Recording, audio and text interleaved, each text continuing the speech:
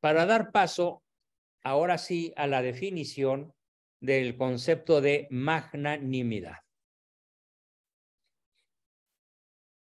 Bueno, ya vimos que hoy es muy fácil que el temor, el desánimo, la cobardía se apoderen no solo de esta generación, sino incluso de nosotros, los adultos que disfrutamos de una formación en virtudes o de una conversión a la fe, ardua y difícil, como me consta que muchos de ustedes la han hecho. Hoy vivimos en un planeta en el cual el alma se estrecha, el espíritu se vuelve mezquino y perdemos el coraje, el valor, la intrepidez requeridas para enfrentar los grandes desafíos de nuestro tiempo. San Pío XII, fíjense, San Pío XII allá en la década de los 50 del siglo pasado, lo decía. ¿Cómo lo refería a él?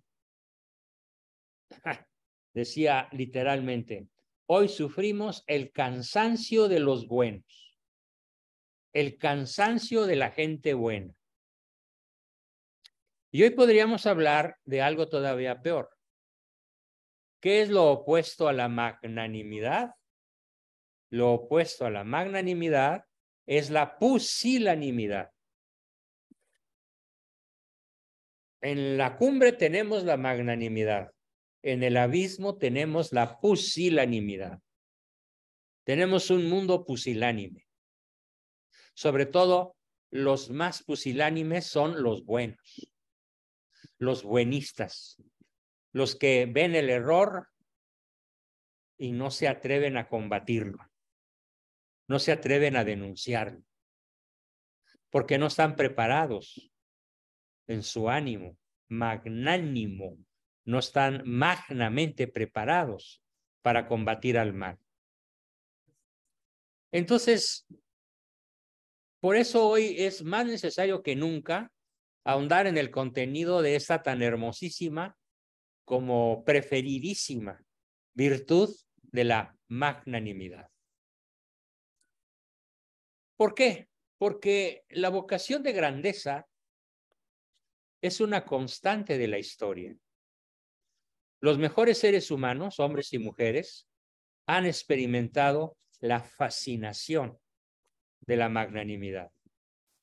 Este encanto se ha ido tiñendo a lo largo de los siglos de referencias históricas concretas, de el contexto de sucesivas cosmovisiones.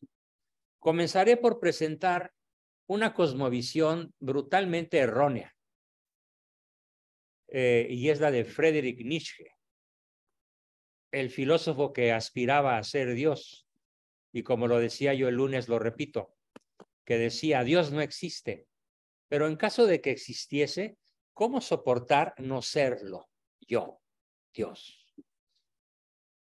Pues este hombre que muere loco, literalmente loco, paranoico, Nietzsche, Friedrich Nietzsche, se muestra imprescindiblemente unido a la rebelión contra el cristianismo.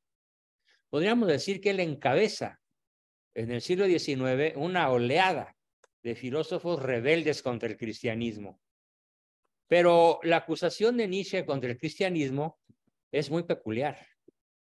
Dice que el cristianismo volvió cobarde al ser humano por haberle cortado las alas, por haber organizado la conjuración de los plebeyos contra los poderosos. Tal es la visión que tiene Nietzsche, y esa visión de Nietzsche es la que tienen muchas personas soberbias, de un sentido de la grandeza que anhelan. ¿Cuál es la grandeza que anhela hoy? No el magnánimo, sino confusamente el soberbio. Confunde magnanimidad con soberbia. Bueno, pues el sentido de la grandeza que anhela el soberbio es la exaltación irrestricta del hombre, liberado de toda religación divina y de toda obligación humana. El anhelo de grandeza se revela entonces como un ideal esencialmente falso y pagano. Y aquí tendríamos en esta línea la primera definición de magnanimidad.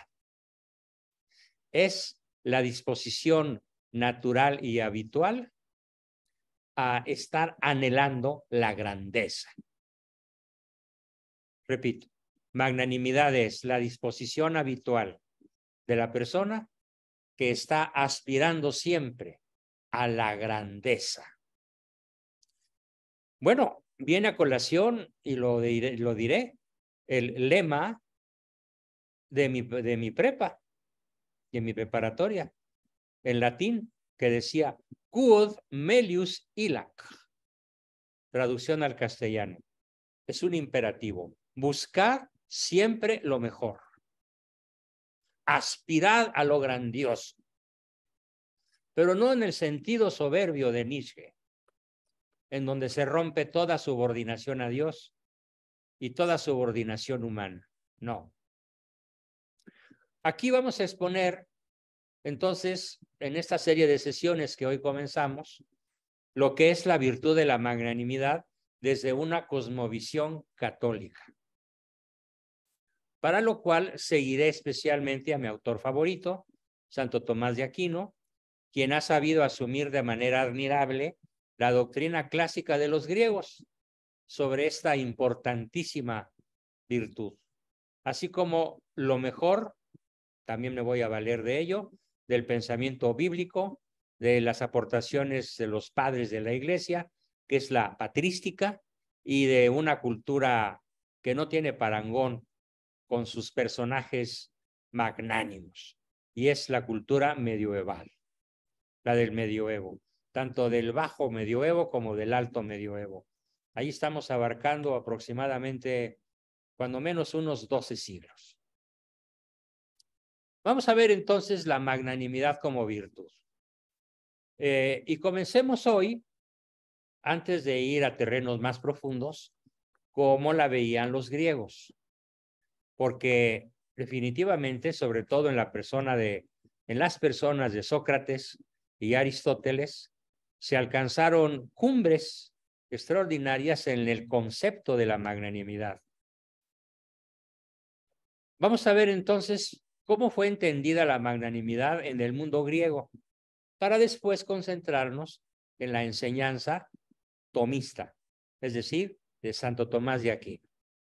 Y para esto vale la pena mencionar en primerísimo lugar a Aristóteles.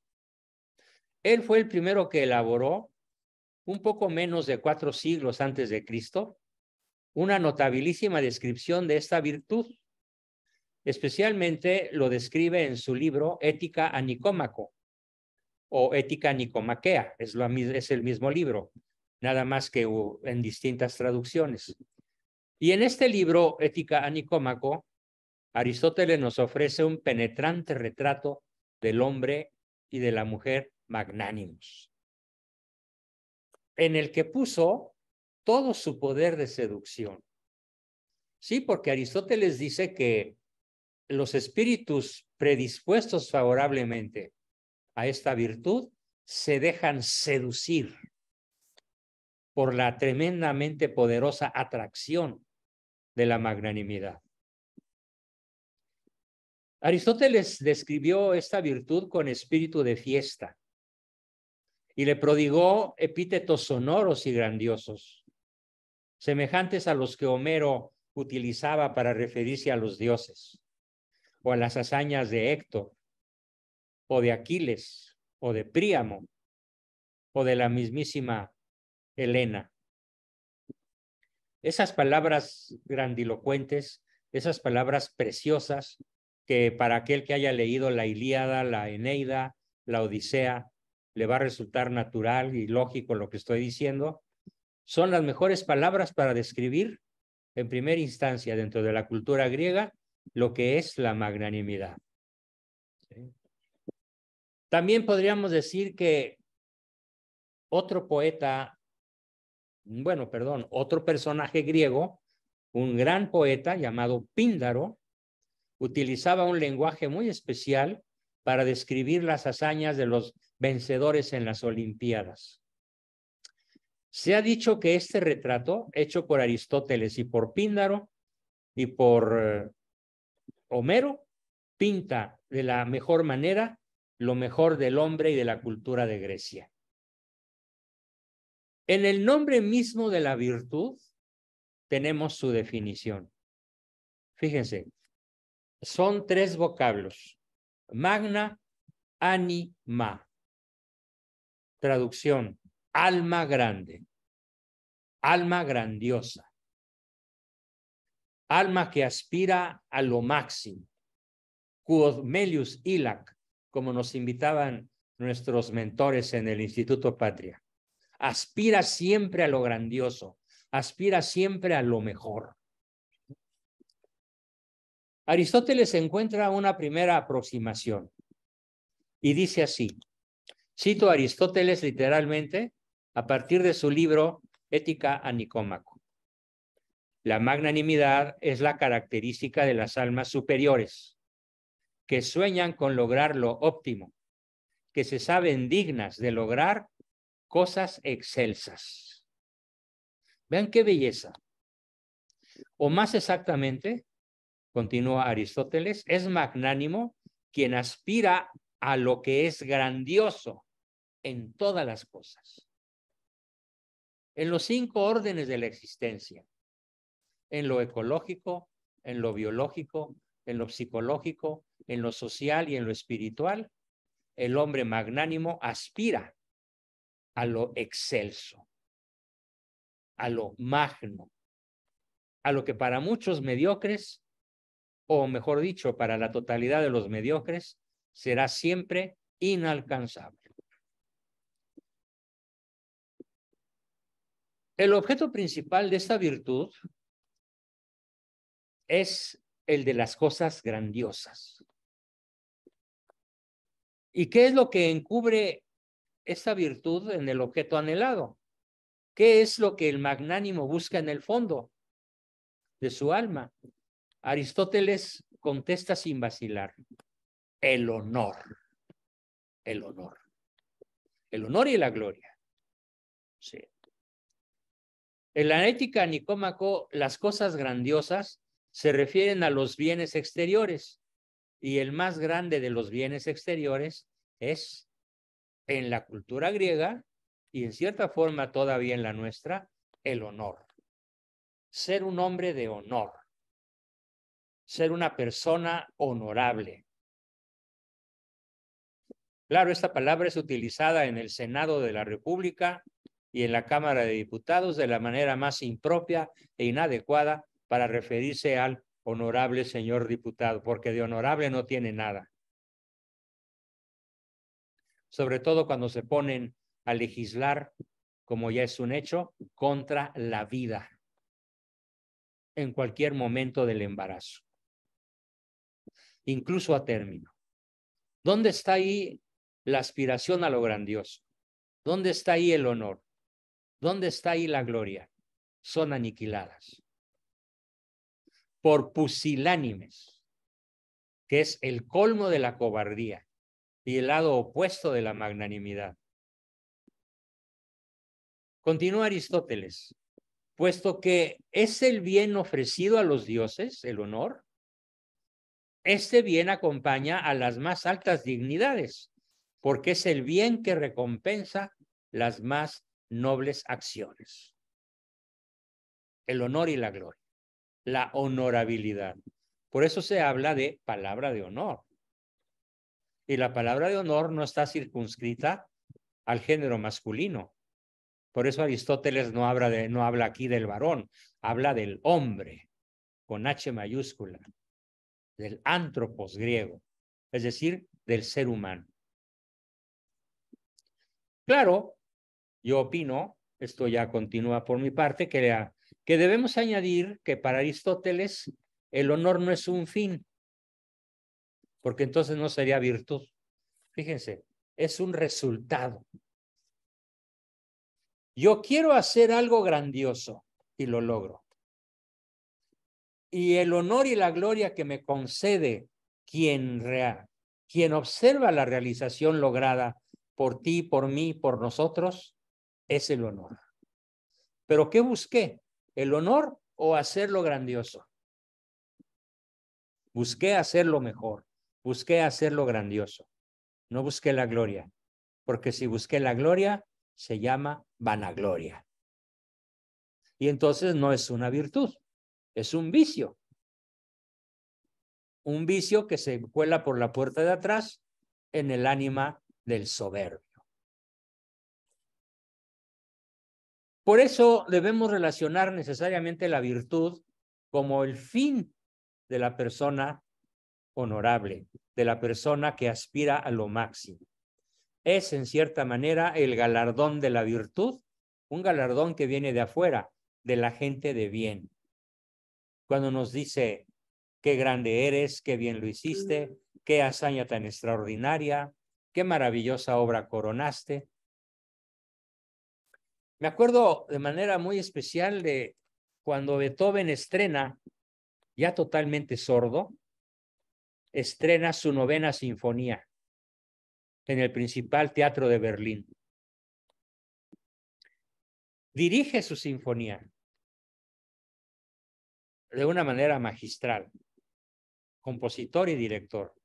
Y al terminar la ejecución de esa obra magna de la música, difícilmente vamos a encontrar otra que la iguale en magnanimidad, sobre todo la de los coros finales, que son una oda a la alegría.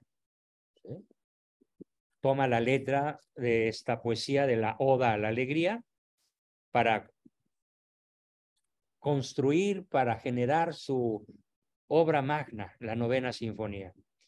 Y él termina de dirigir y baja los brazos y se queda estático. Y el director, el primer violín que tiene enfrente al director Beethoven, se acerca, lo toma de los hombros y cariñosamente lo voltea hacia el público. El público aplaudió más de 20 minutos de pie. La obra magnánima, la obra grandiosa, extraordinaria de Beethoven, que es su 9ª sinfonía. Bien, y lo mismo podríamos decir de la misa de Requiem de Mozart, o de la ópera Aida de Verdi, o de la Capilla Sixtina de Miguel Ángel, o de su David, o de la Pietà. Son obras que no hubieran podido hacerse sin el espíritu magnánimo de estos extraordinarios artistas. Y la gloria que les damos no fue lo que ellos buscaron. El honor que les concedemos no fue lo que ellos anhelaron. Fue la consecuencia de sus obras virtuosas las que nos hicieron, las que nos obligan a rendirles loor y gloria y honor. Esto es muy importante diferenciarlo porque el magnánimo está por encima tanto de los aduladores como de aquellos que lo desprecian sin razón. Al magnánimo no le importa que el honor provenga de uno o de muchos. Al magnánimo le interesa más la opinión aislada de un solo individuo que sea realmente persona de bien que lo que piensa la multitud. Si alguien quiere el aplauso de la multitud, no aspira a lo grandioso, porque la multitud es grandota, pero no es grandiosa. La mayoría de votos puso a Hitler en el poder y puso al malo en el poder y puso a Biden en el poder y puso a Justin Trudeau en el poder y puso al francés y al español en el poder. Y estos 5 personajes son los peores azotes que hoy sufrimos las respectivas naciones de las cuales ellos son presidentes o pretenden serlo. Por esa razón, el magnánimo no aspira al aplauso de la multitud. Tampoco aspira al honor, aspira a lo grandioso en sí mismo, porque por sí mismo es grandioso y por lo tanto valioso y por lo tanto de muchas maneras nos acerca a Dios y nos reconcilia con el prójimo que admira esa obra grandiosa. Así que entonces la magnanimidad es en cierto modo una forma extremosa, una forma magnífica de reconocimiento, pero también es una virtud que está en el justo medio. La magnanimidad, como toda virtud humana, está en el justo medio. ¿Entre qué y qué? Entre la aspiración a los honores inmerecidos, que es la vanidad, y ojo, y el no estimarse a sí mismo digno de grandes honores, siéndolo de hecho. Y esto se llama pusilanimidad. Voy a poner un ejemplo válido para estos dramáticos momentos de la vida de la iglesia. Existe algo así como el sínodo de la sinodalidad en Alemania. Y hoy vi un video de 11 minutos en donde el padre Caro declara de manera muy contundente, de manera muy clara y muy precisa, que el cisma ya se dio en la iglesia de Alemania. ¿Quiénes tuvieron el valor de oponerse al cisma de la iglesia alemana y abandonaron el sínodo, escribiendo cartas de protesta y de condenación? Los magnánimos, los que no aspiran al aplauso de la multitud grandota, sino que aspiran en el fondo de sí a hacer lo que su conciencia inface ecclesiae, de cara a la iglesia y de cara a Dios, les exige hacer. ¿Y quiénes se quedaron queriendo salirse? Porque hay quien no se atreve. La mayoría de los obispos alemanes no se atrevieron a oponerse al cisma. ¿Quiénes se opusieron? Pues los magnánimos. ¿Quiénes se quedaron callados hasta este momento y lo seguirán así? Los pusilánimes, los que son víctimas de una extrema cobardía opuesta a la magnanimidad. ¿Quiénes condenamos abiertamente al malo por todos los medios que tenemos a nuestro alcance? Redes sociales, charlas familiares, viajes, visitas aquí y allá, paseos en Uber o en taxi. No perdemos la oportunidad de denunciar al malo. Para eso se necesita magnanimidad. ¿Y quiénes se quedan callados y aplauden como focas? Los pusilánimes. Y en este país de 130 millones de habitantes, ¿cuántos son pusilánimes? La inmensa mayoría. ¿Y cuántos aspiramos a la magnanimidad? Un mínimo porcentaje, todavía insuficiente para restituirle la dignidad al gobierno de México. Dignidad que ha perdido por su perversidad, por aspirar a una forma de grandeza absolutamente llena de vanagloria y de deshonor.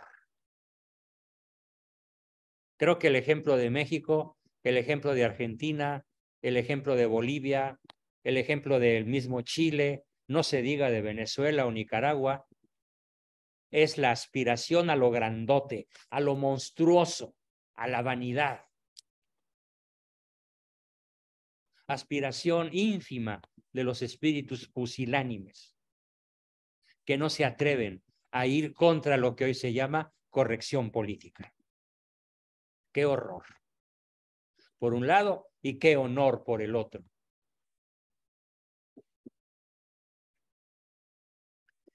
Y con esto pues terminamos nuestra exposición del día de hoy sobre la virtud de la magnanimidad en el mundo griego.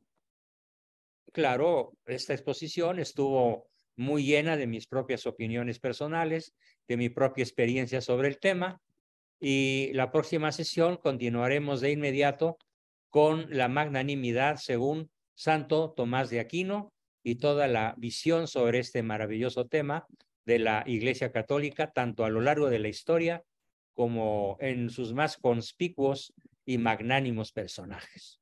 Bien, hasta aquí mi exposición del día de hoy y tenemos la mano levantada de Ricardo. Adelante, Ricardo, por favor, te escuchamos. La pregunta obligada, la pregunta de los 64,000. A ver. ¿Y cómo le hacemos para vivirla?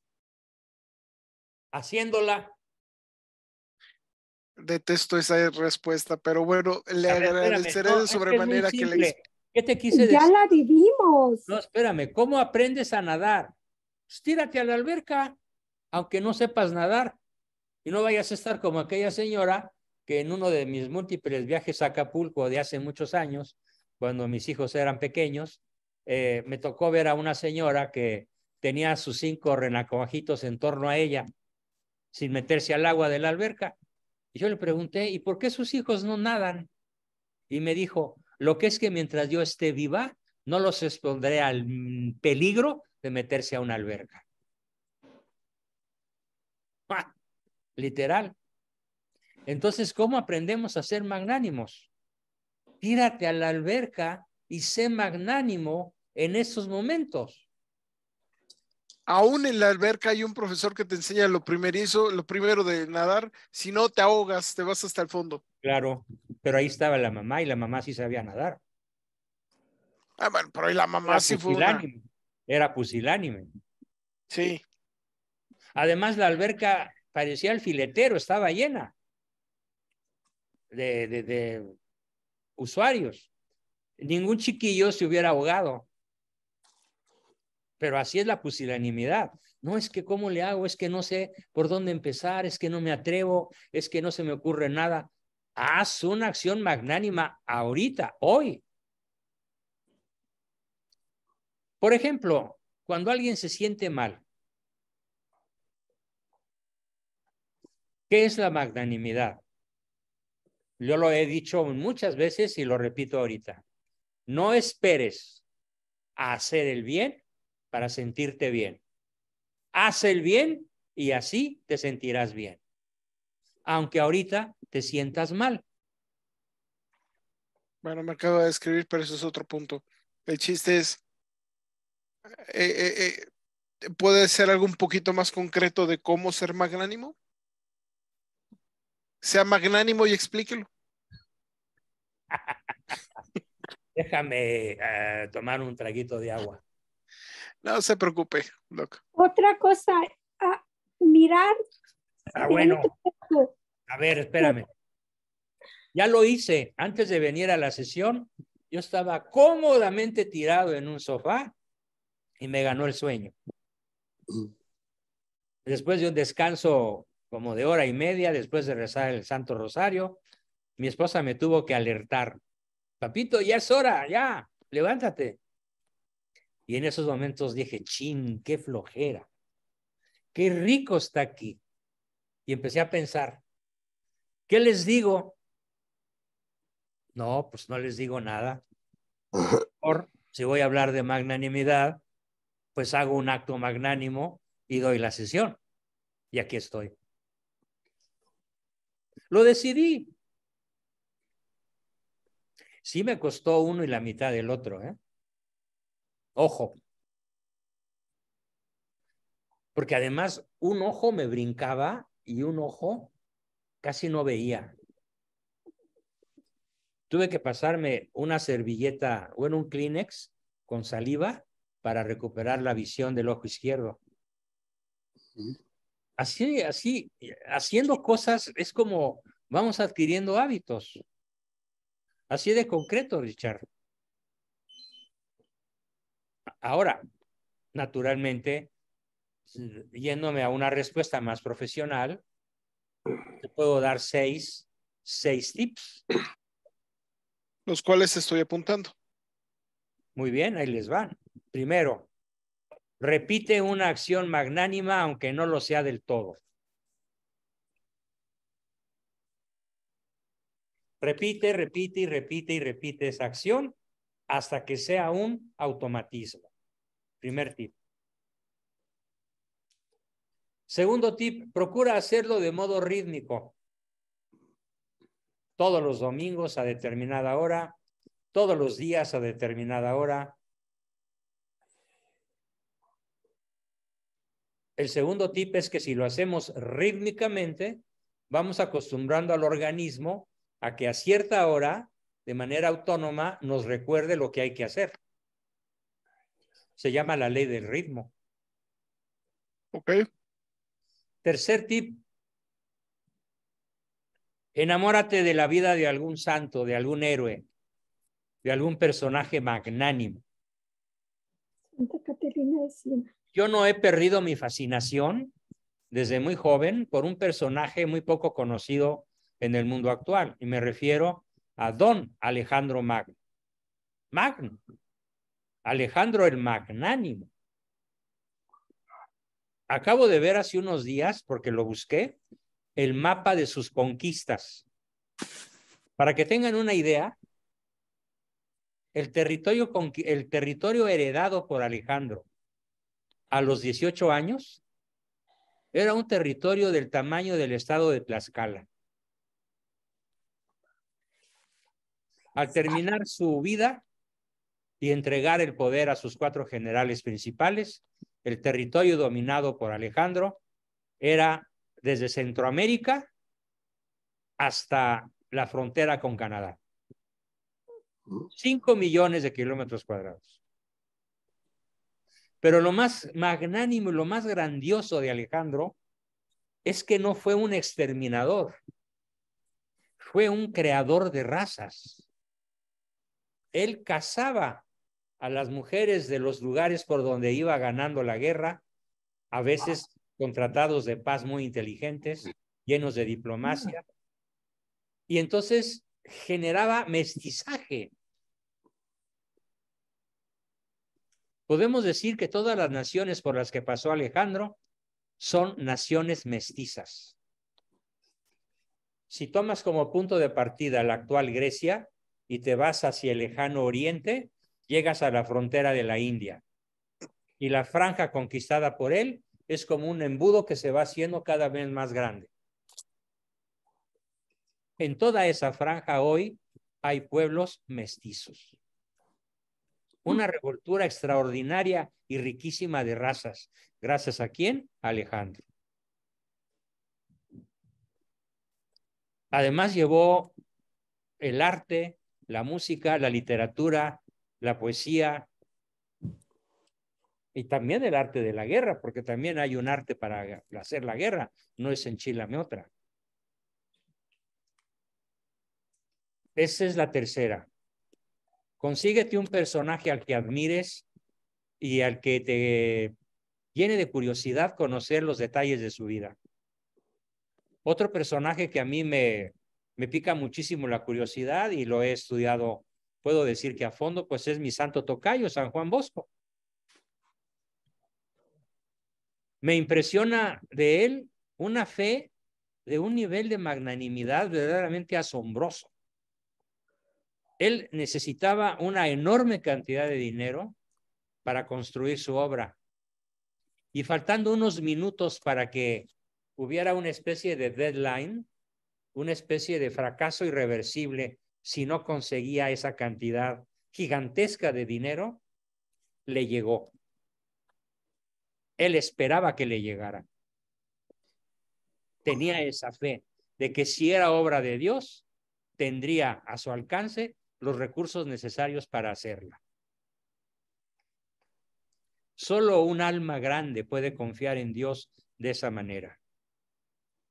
Y así te podría citar a Santa Juana de Arco, a la par con Isabel de Castilla, mejor conocida como Isabel la Católica. En fin, la lista es larga. Háganse la suya y descubran, hoy está al alcance de un tiro de tecla, descubran la vida y milagros de los personajes que nos han antecedido con su ejemplo de magnanimidad. Por ejemplo, la vida de San León Magno. Una hazaña que ahorita me viene a la memoria es cuando Atila le pone sitio a Roma. Un ejército de 500,000 de salvajes, de bárbaros, porque las hordas de Atila eran como de chairos armados, para que me entiendan, ¿sí? Y feroces.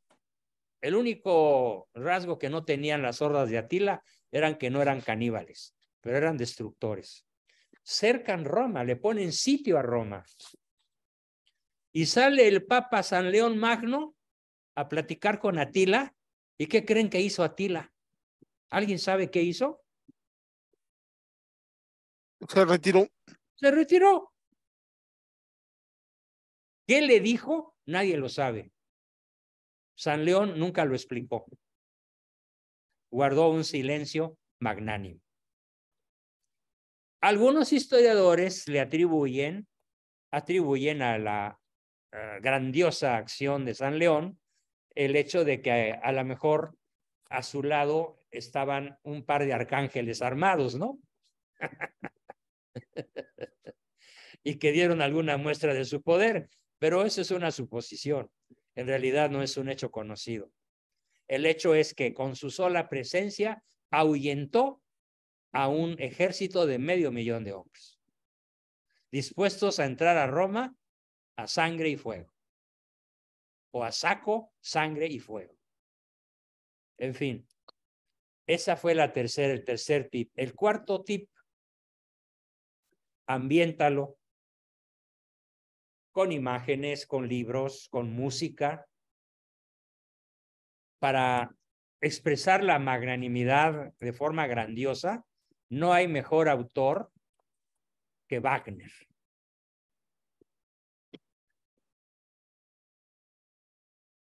Pudieras yo ahí meter Rimsky-Korsakov, pero bueno.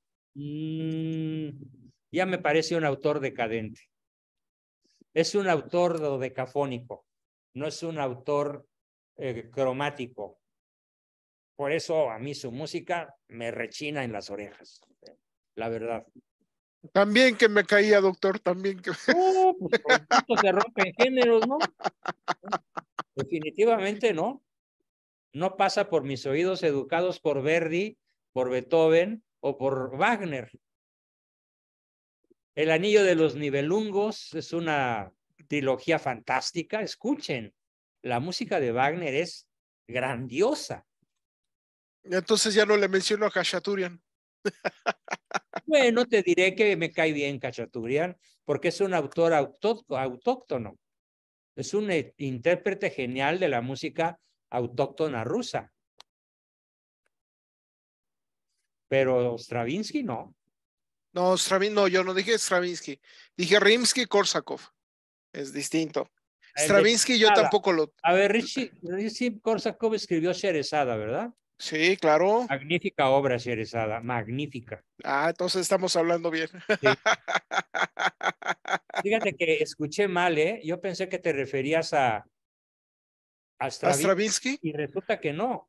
No, no, no. A otro que sí, es grandioso, definitivamente. De Stravinsky lo único que le aguanto es el rito de fuego, el rito del pasaje de fuego. Pero No, eso solamente ratitos. De Stravinsky. Bueno. Pero no. Dime qué música escuchas y te diré qué tan ánimo grande tienes. Emociónense con la marcha triunfal de Aida. Emociónense con los coros de Nabucodonosor, de Verdi, El Nabucco. De Nabucco. El Nabucco es gigantesco. Es inmenso, es una composición titánica. Y la gente, a ver, el otro día discutía yo con una chamaca de 16 años que quería ir a escuchar a Paquita, la del barrio. Ay, no me agarré eso. Sí, era su máxima aspiración. Agarrón que me di con ella. Estoy todo dolorido y me hace reír, no se vale.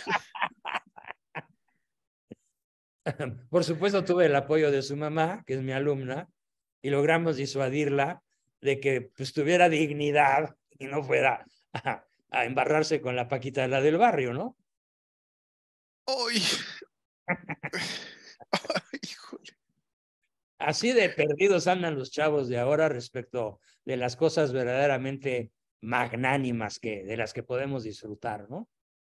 Ahora, Sí. si nos vamos al mundo de la literatura, caray, ahí está Dickens y sus cuadros sobre la vida londinense del siglo pasado, del siglo XVIII. O el mismísimo León Tolstoy, o qué me dicen de mi escritor favorito, Fyodor Dostoyevsky, grandioso. O sea, tú me pedías cosas concretas, ahí las tienes, Richard. Bueno, ¿por qué no menciona a Benito Pérez Galdós en episodios nacionales?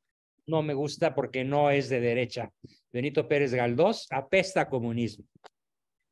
Lea los episodios nacionales de España, de Benito Pérez Galdós. Ahí vale la pena, porque antes que comunista, antes de socialista, es español y es orgulloso español. Y episodios nacionales, sí vale la pena. Te la compro. Bien. Quinto tip. Sí. A ver, ya tenemos repetición, ritmo, modelamiento, ambientación. Se me escapan las otras dos. Modelaje. Finalidad. Modelaje y finalidad. Modelaje ya lo dije, estuve hablando mucho del modelaje, tocayo. Me falta aparte del modelaje y de la que acabo de decir. A ver, ayúdame, tocayo. ¿Cuál fue la que acabo de decir ahorita? Ambiéntalo. Ambientación. Finalidad. Finalidad.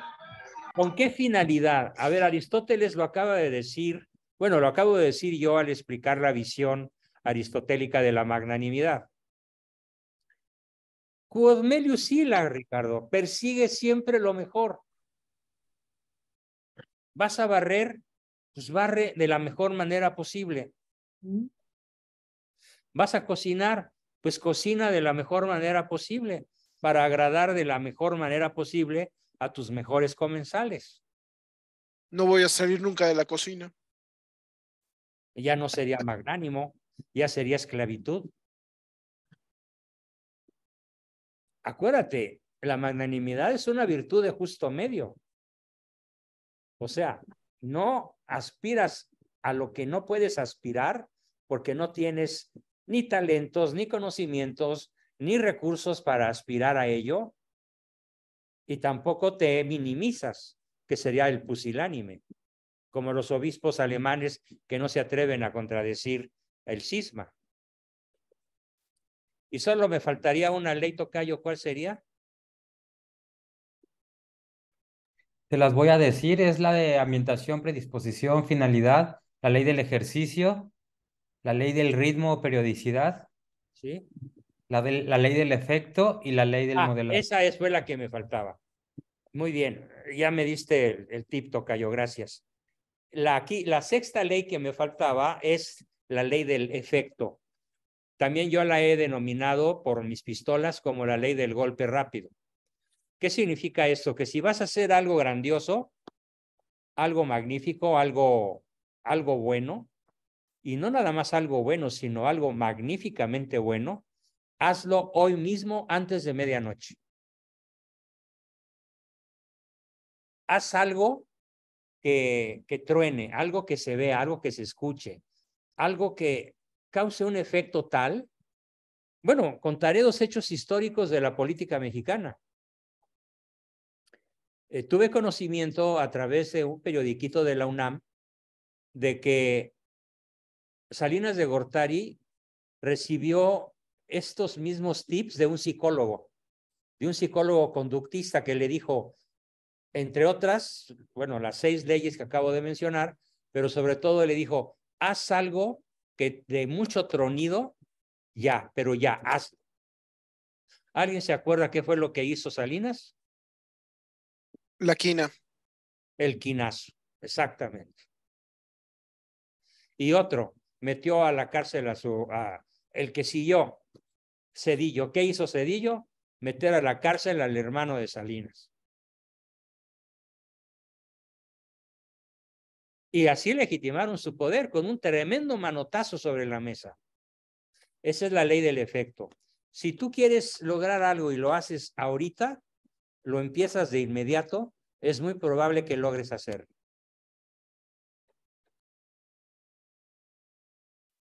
Pues ahí tienes ya los 6 tips, Richard, pero esto aplica para el aprendizaje de cualquier virtud, ¿eh? Sí, pero ahorita lo voy a centrar en esto. Magnífico. Okay. Magnífico. Un abrazo, Juan Bosco Jr. Igual, un abrazo. Magnífico. Bien, tenemos la manita levantada de Osvaldo. Adelante, Osvaldo. Y yo tengo mi pregunta aquí. Bueno, en caso, creo que son dos. Dice, ¿cuál es la mejor educación para educar en la frustración para no caer en ser un padre autócrata? ¿Cuál sería una lista para la cultura del esfuerzo? ¿Cuál serían las mejores?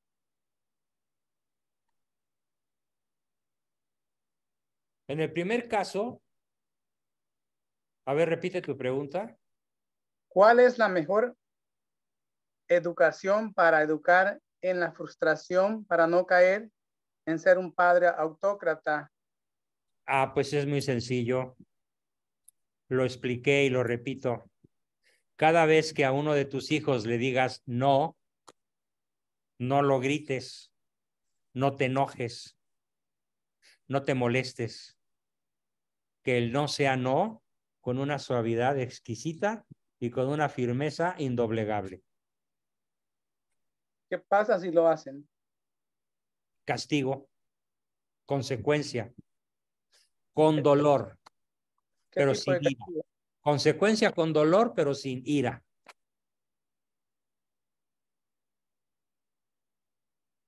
¿Cuáles serían los tipos de castigo? Privaciones, privaciones de lo que más les guste, pero sobre todo que esté ligada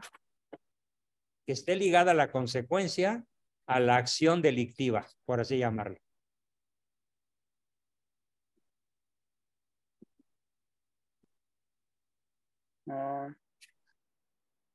Sí, esa está.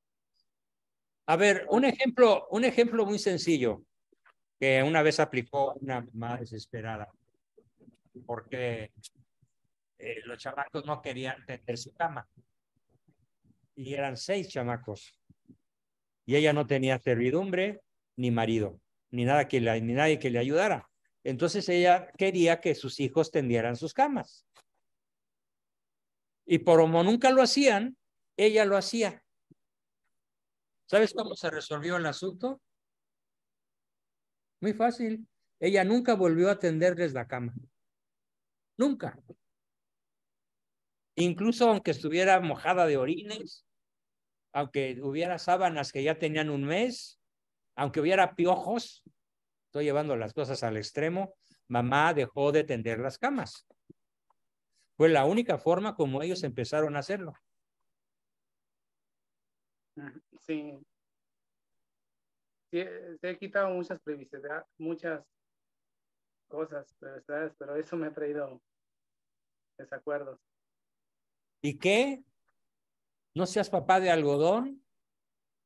No con ellos, no me refiero O con ellos. quien sea. El desacuerdo, a ver, ahorita en la cumbre del mando espiritual de la tierra hay cisma. ¿Tú sabes lo que es eso? ¿Un cisma? No recuerdo bien. Cisma es una ruptura. Es como una enorme rama de un árbol que la desgajas y dejas el árbol herido y a la mitad. Y esta rama que desgajas es estéril, se muere. No produce buenos frutos. Ese es un cisma.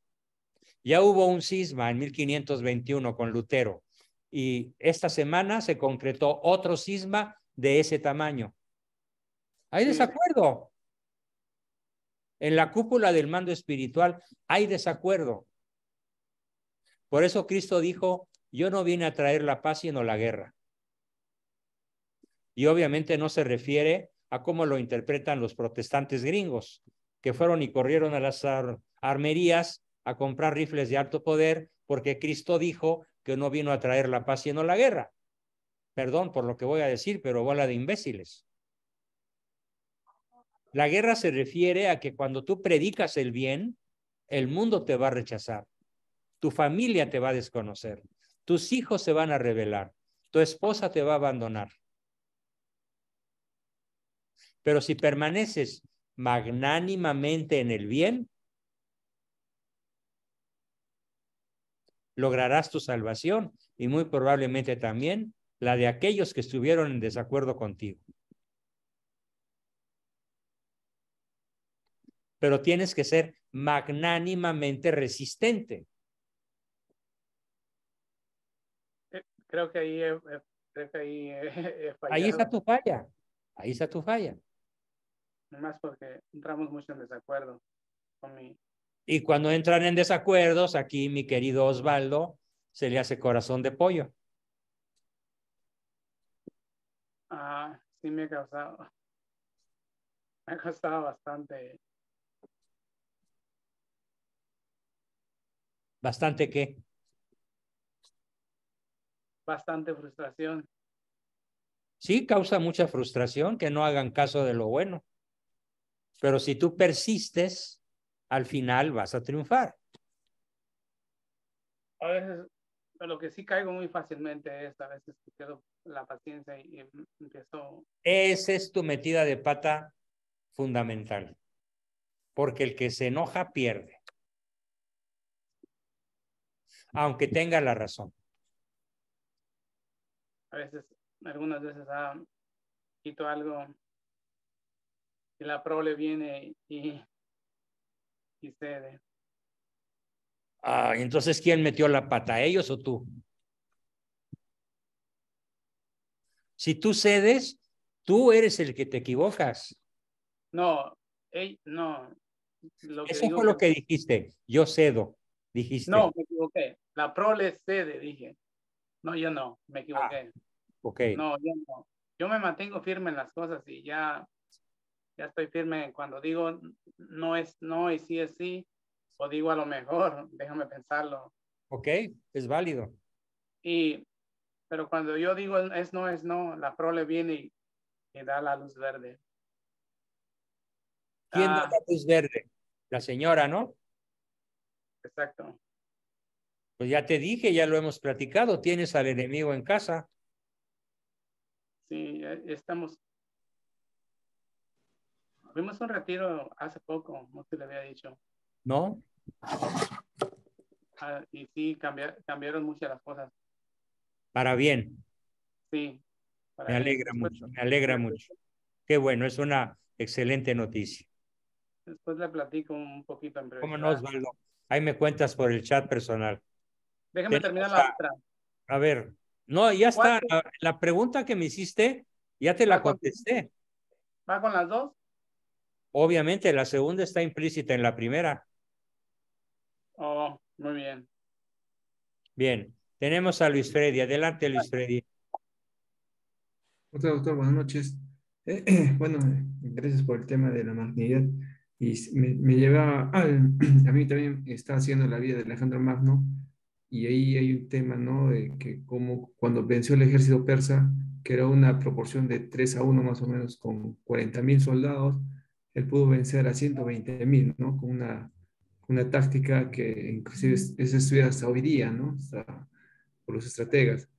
Y también me trae a la mente cuando Alejandro Magno quiso conocer a Diógenes, ¿no? Que era un filósofo que vivía... Un estoico que vivía en un barril. Es correcto. Y al final dijo, yo te voy a dar todo lo que tú me ves y ya dame sol, ¿no? Dame luz, como el dios Apolo.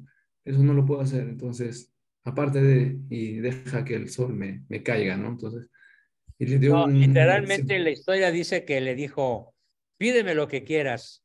Y Diógenes le contestó, que te quites, que te hagas a un lado para que caigan sobre mí los rayos del sol.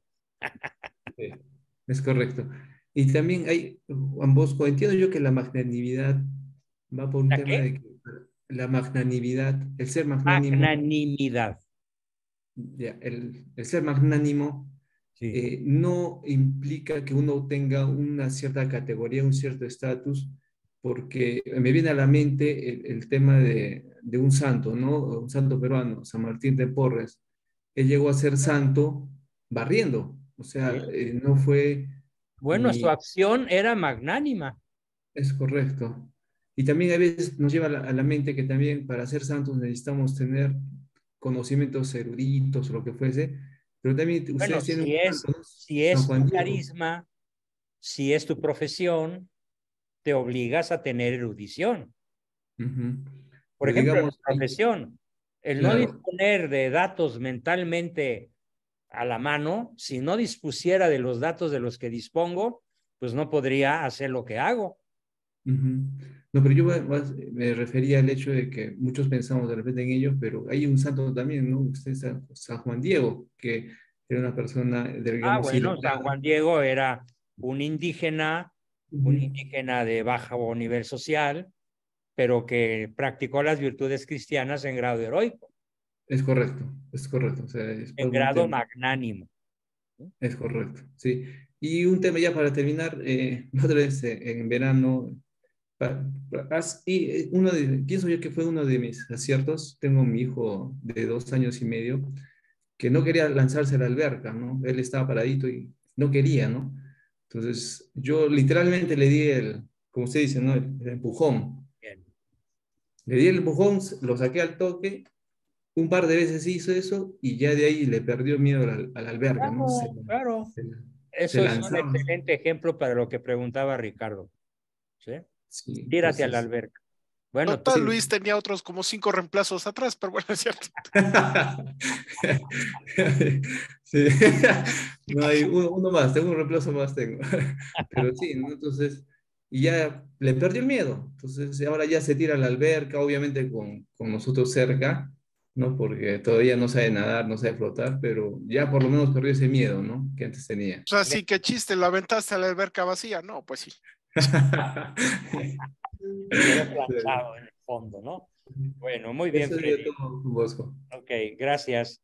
Tenemos a Lisa Lucía. Adelante, Lisa. Lisa Lucía, no se te ve ni se te escucha, pero tienes la mano Ya, levantada. Ya. ya, espérenme. Esta, la preguntita que les puse en el chat de esos tips que comentaron, ¿con qué título le pusieron? Leyes del aprendizaje. Las leyes de la... esa era mi duda. Esa era nada más mi pregunta. Cualquier cosa que quieras aprender, Ajá. aplican las 6 leyes. A veces alguna de ellas más que otra. Por ejemplo, el aprendizaje de idiomas requiere muchísima repetición hasta que te sale la pronunciación correcta, ¿no? Ok, sí, sí, sí. Ok, y en el aspecto de de la virtud que mencionó, A ver, el aspecto intenta, de la haz un acto magnánimo y dímela cómo ma- es. magnanimidad. Correcto, muy bien. Ok, el aspecto de la música me dejó muy asombrada ¿Por qué? yo creo, pues ya ve, psicológicamente, alguien comentaba que escucha música que eleve el espíritu. Y realmente ahorita todo lo que están oyendo la juventud, Ay, y no nada más, nada más oye, la digan, juventud, el sino rap, toda, el rap es los algo adultos, verdaderamente salido del infierno. sí, El el adulto reggaetón. joven y el adulto maduro tienen unas cosas horribles. A ver, ¿de dónde se oye esa musiquita molesta? Ya, era de Juan Carlos Ortiz. A ver, Lucía, continúa. Sí, me llama bastante la atención, pero creo que es mucho más grave de lo que aparenta. La mayoría de la gente con la que trato el tema de la música que escuchan, porque para mí es algo medular, que es un indicador muy, muy fuerte que es como la evidencia de en qué grado se encuentra el alma y el entendimiento de un humano. Así es. Entonces, sí, el adulto maduro, o sea, estoy hablando de 40, 45, nada más de oír la música que están oyendo, me doy cuenta pues, de muchas cosas, ¿no? O sea, Sí, se no, me es todo hizo un eso que diagnóstico de comentaron personalidad. algo muy atinado. Es todo un Ujú, diagnóstico de personalidad. efectivamente. Y bueno, eso era todo, maestro. Gracias. Bien. Otro comentario al respecto. Eh, yo distingo mucho de manera muy, a veces puedo parecer hostil, distingo mucho entre el intérprete que no canta, pero la gente cree que canta. Por ejemplo, Juan Gabriel no canta, grita. José José no canta, platica. Y así podría citar 30, 40 intérpretes actuales o de reciente cuño. ¿Qué se necesita para cantar? Verdaderamente para cantar. Magnanimidad en la voz. Y entonces así tenemos una María Callas, una Ana Netrebko, un Luciano Pavarotti, un Mario del Mónaco, un Giuseppe Di Stefano, que cuando cantan hacen vibrar un cristal y lo pueden romper una copa con su voz. Es sublime, de verdad. Eso es sublime, eso es cantar. Lo otro es, yo les llamo los platicones y las graznadoras. ¿Sí? Gloria Trevi no canta, grazna. Ay, no, no. Es horrenda. Sí. Pero la gente se acostumbra a lo pusilánime, a lo chiquito, a lo fácil, a lo comercial, a lo popular, a lo grandote. Pero refleja en parte el nivel de desarrollo que tienen en subdesarrollo. del subdesarrollo que tiene. Mental y espiritual. Y respecto, oiga, maestro, y respecto a eso, ¿usted qué opina de aquellos que hay gente que aunque no son los mejores entonados, interpretan, o sea, como que actúan muy bien lo que está diciendo la canción, pero la verdad es que no tienen buena voz? Oh, bueno, pues digamos que son intérpretes. Intérpretes es la palabra correcta. Es un intérprete. ¿Sí? Ahora, hay intérpretes de cierto nivel. Por ejemplo, te voy a decir 3 categorías. Categoría AAA, Jorge Negrete. Él era tenor y cantaba como tenor. Él era cantante de ópera, ¿no? Tengo entendido. Él sí canta. Jorge Negrete nos regaló una voz, pues no de las mejores del mundo, pero sí una voz realmente muy buena, magnífica. Pero bajó vino después de él, vino, por ejemplo, Solís. ¿Sí? Alfredo Solís. No, no es Alfredo, es Javier Solís. Juan Solís. Javier Solís. Entre Jorge Negrete y Javier Solís hay una diferencia abismal. Porque Solís ya no canta, interpreta. Exacto. No da el máximo de la voz humana. Así es.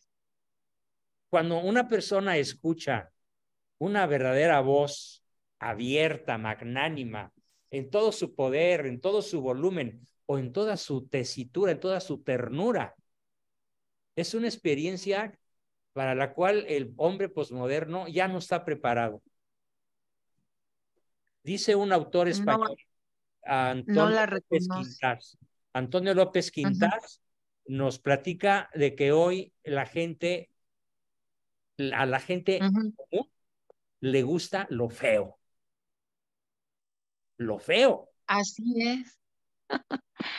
Es verdad. Le gusta lo feo. Lo horrible a veces. A ver, como el reggaetón, el rap, el rock. Cuando yo a los 18 años empecé a oír el rock, dije, están enfermos de los oídos ustedes. Refiriéndome a mis compañeros de la prepa, ¿qué les pasa? ¿Que no entienden que eso no es música? Sí. Pues realmente nos están volteando todo, o sea, no es solamente los valores, porque ahora lo que después, con el paso de los bueno años, es lo malo. ¿sí? Con el paso de los años me enteré de que la música rock fue creada en el Instituto Tavistock para incidir en el cerebro reptiliano de los jóvenes y predisponerlos favorablemente al sexo, a la violencia de las armas y a la droga. Y se logró. ¿Y de qué manera se logró? A partir del Festival de Woodstock en 1968 vino el éxito, el triunfo arrollador de las drogas.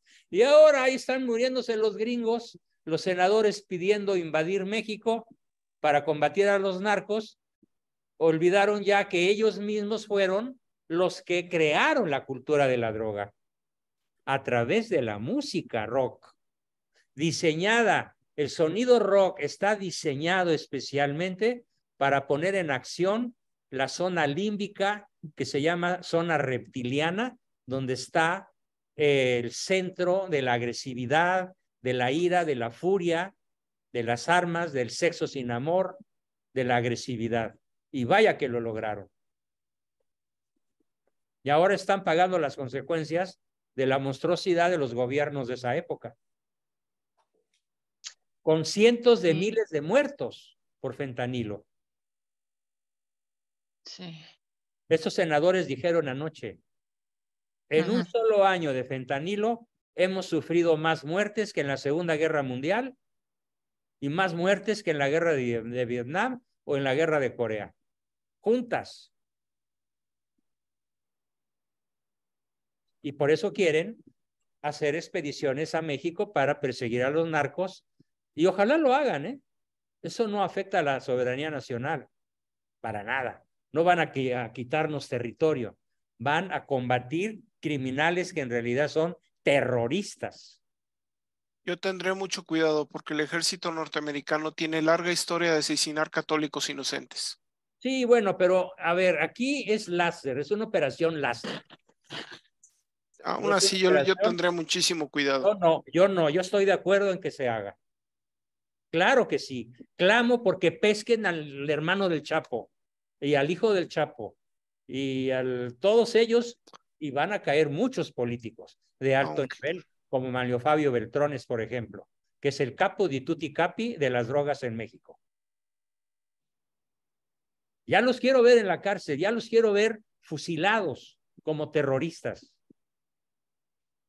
El daño que están haciendo ambas naciones es verdaderamente monstruoso e inaceptable.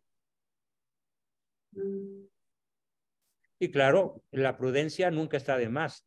Va a ser absolutamente necesaria que esta operación, si se llega a hacer, yo no lo veo factible, ni siquiera en el corto plazo, si se llegara a hacer, ojalá fuera dirigida de una manera láser y de una manera, cuando menos, con ética de guerra, ¿no? Porque es guerra. Estamos en guerra. Nada más que los muertos no los ponen los mexicanos. Los mexicanos ponemos la droga y los gringos ponen los muertos. Y ya están hartos de esto. Pero bueno, ese es un tema para otras discusiones en otro momento. Alma Rodríguez, adelante sobre el tema de la magnanimidad.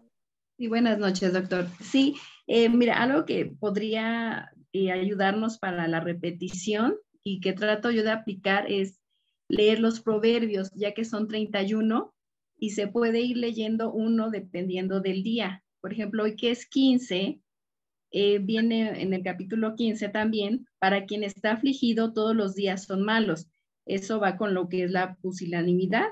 Sí, y para bien. Quien está contento son una fiesta constante, que fue lo que dijo Aristóteles, el espíritu de fiesta. El espíritu de fiesta del magnánimo. Sí, sí, y así mismo, en el mismo proverbio al inicio. Oye, me sorprende tu observación, Alma, tremendamente valiosa, ¿eh? Gracias, doctor. En el capítulo 2 dice, pide con todas tus fuerzas inteligencia y buen juicio, y es de la misma manera que debemos de pedir la magnanimidad con todas las fuerzas, y es poco a poco como vamos entendiendo los proverbios, y creo que hasta cierto punto los proverbios es el justo medio de todo. De todo. De todo. Sí, sería todo, maestro. Oye, pues ¿tú a qué te dedicas, Almita? Porque me parece una aportación muy profesional. Gracias. Soy psicóloga en los fines de semana y entre semana en una empresa de trabajo de área administrativa. Muy bien, felicidades, ¿eh? Hiciste una presentación verdaderamente valiosa. Tomemos nota todos, incluyéndome, por supuesto. ¿Sí? Sí, gracias, doctor. Mira, ya están cayendo los reconocimientos a tu participación. Gracias, muchas gracias por darle el reconocimiento. Muy bien. Gracias. Tenemos a continuación a Alejandro, familiar, adelante. Hola, buenas noches. Bueno, dos cosas quería nada más comentar. Qué bueno que salió el tema, yo me había quedado con esa intención. Platicar el lunes lo de que ya aprobó los obispos alemanes del horror. O sea, ya puede haber sacerdotes transgéneros simplemente o Sí, transgéneros. transgénero, O sea, ya lo llevaron al infierno absoluto. Y, absoluto. y yo envié por ahí la intervención de los franciscanos de María, que admiro mucho a esos sacerdotes que están en España con su canal Magnífica TV. Y él es el más joven, que es el sobrino, y el otro sacerdote que es un poco mayor. Pero son clarísimos, muy valientes, muy buenos homilías y todo. Y en esa sección él tiene una que se llama Actualidad Comentada. Y ahí él pedía que tenía que intervenir el Papa, que era la única opción. No, esto ya se va a venir al piso, porque eso lo van a copiar en otras partes y van a tener la autonomía. Y ya hoy salió que no, que el Vaticano dijo que eso va a seguir adelante, que no hay que hacer confrontación, algo así, ahí tengo la nota. Entonces, sí, ya ¿Eso llegamos. dijo el Papa? Ahí está, te voy a enviar, no sé si lo dijo el Papa, el Vaticano, aquí lo tengo ya, lo voy a enviar al Lo rato. analizo porque sí sería escandaloso que el Papa hubiera dicho semejante burrada, ¿eh? No sé si lo dijo él, pero tácitamente se está diciendo que no se va a confrontar porque lo que decía el sacerdote español es que inmediatamente se tiene que pedir la dimisión de toda esta curia. No puede ser que estén llevando al horror a todos, ¿no? No hay nada más perverso que la ideología de género, no hay nada más Ya está perverso. instalada en la mayoría de las diócesis alemanas. Pues, o sea, ¿quién va a ir a confesarse con una transgénero, un transgénero? No, Pues la gente pusilánime. Pero eso ya, pues eso va a los que intentamos ser católicos con una integridad histórica y ética y religiosa. Pues yo dejaría de ir a la iglesia al momento que en mi iglesia se presente alguien así, ¿no? Pero es brutal. O sea, y el cisma no sé qué va a pasar, y viene de Alemania, y hay un cardenal que se llama Marx, curiosamente, metido en Sí, todo el esto. cardenal se llama Reinhard Marx. O sea, el marxismo, pero a todo, el marxismo está en los escritos de Lenin, no sé si los han leído, que el marxismo, uno de los principios operativos, es la corrupción ética y moral absoluta de la De las sociedad. naciones. Sí, así está. Sí. Así está. Entonces, no, esto sí es de salir a no sé qué, a hacer algo, porque Pues necesitamos combatir todo esto con espíritu magnánimo. sí. Vestirnos de guerreros de la tercera cristiada y combatir esto a diestra y siniestra con la espada de la fe. Pues, Y enójese quien se enojare, y aunque el mundo se nos venga encima. pues hacia allá va esto. Creo que no va a haber otra opción. A ver en qué momento ya estamos más organizados, en dónde se pueden hacer los frentes, en dónde se pueden hacer las proclamas públicas, las manifestaciones, las congregaciones, lo que sea necesario, pero no podemos permitir No que podemos estar sin hacer nada. es una degradación satánica total, Literalmente infernal. infernal. No soy profeta, ni pretendo serlo, pero volteen a ver a Nicaragua y yo pienso que el destino de Latinoamérica está en Nicaragua y no o sea, el problema que se viene a la iglesia en Latinoamérica se está viendo en Nicaragua y no es lo que se está viendo en Alemania. Hay que tener eso en cuenta. Son dos futuros distintos, son dos formas de Pero persecución distinta. es la pinza, Ricardo, que siempre ha habido. La nuestra se viene conforme a Nicaragua. Vean lo que está pasando en Nicaragua. Así vamos a estar en muy poquito tiempo en casi toda Latinoamérica. Y no soy profeta ni pretendo serlo, pero por ahí está pintando. Coincido con tu, entre comillas, profecía. Y ya Ojalá nos equivoquemos, ¿eh? por último, nomás quería añadir en el tema de la intervención norteamericana. Yo ya tengo muchísimas evidencias de que realmente las altas esferas del poder global y sobre todo en Estados Unidos son los que mueven la droga. Entonces, la CIA y X de lo demás. Entonces, sería muy difícil pensar que ellos van a venir con una vestiduras blancas. Aunque digan los senadores republicanos, yo creo que ellos son como una fuerza aislada y minoritaria.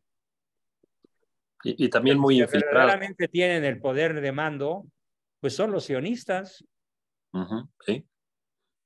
Los más interesados en que la droga siga. Claro. Bien. Bueno, gracias.